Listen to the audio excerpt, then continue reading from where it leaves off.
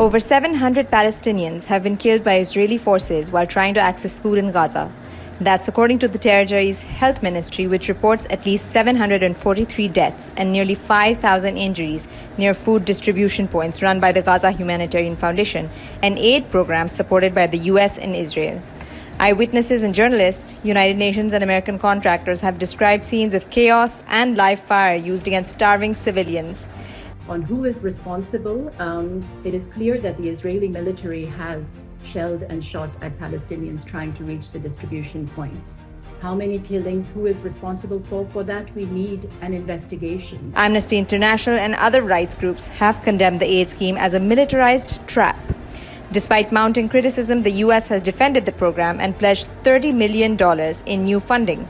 But families continue to face deadly risks for basic necessities. In a potential breakthrough, Hamas says it has responded positively to a US-backed ceasefire framework.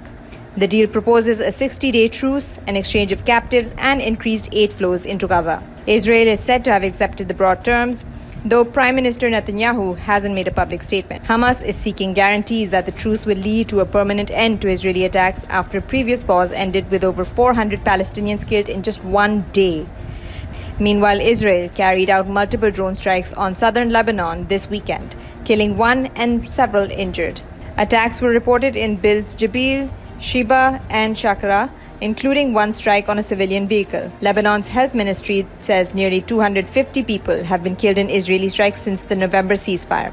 Most of the attacks hit Hezbollah-controlled areas, but civilians are often caught in the crossfire. Israel claims it's targeting military sites, but Lebanese President Joseph Aoun says disarming Hezbollah under fire is not realistic.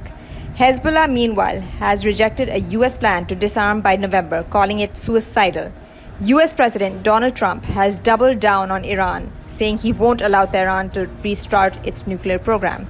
Speaking aboard Air Force One, Trump said Iran's nuclear sites had been set back permanently by recent U.S. and Israeli airstrikes, but warned that if they did start again, it would be a problem. Trump added that Iranian officials want to meet him, but inspections remain off the table, and the IAEA inspectors have been pulled out. Iran, obviously, the success, that was a great success, and blown to pieces the whole nuclear thing. I would say it's set back permanently. If they were to do it again, they might as well start in a different location because that location is totally demolished. This follows joint strikes that hit 3 of Iran's uranium enrichment sites, escalating tension. Iran says it is still part of the Non-Proliferation Treaty but has suspended cooperation with the IAEA. The agency says it has no access to sites or data, and it's unclear what's happening to over 400 kg of 60% enriched uranium, material one step away from weapons grade. Following the strikes, Iran's Parliament and Guardian Council approved a bill to cut all cooperation with IAEA,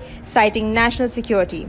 Iran accuses the agency of bias, especially after it passed a resolution criticizing Tehran just one day before the attacks. The head of the IAEA, Rafael Grossi, has urged diplomacy and access, but Iran's foreign minister has called these demands meaningless, given the bombings.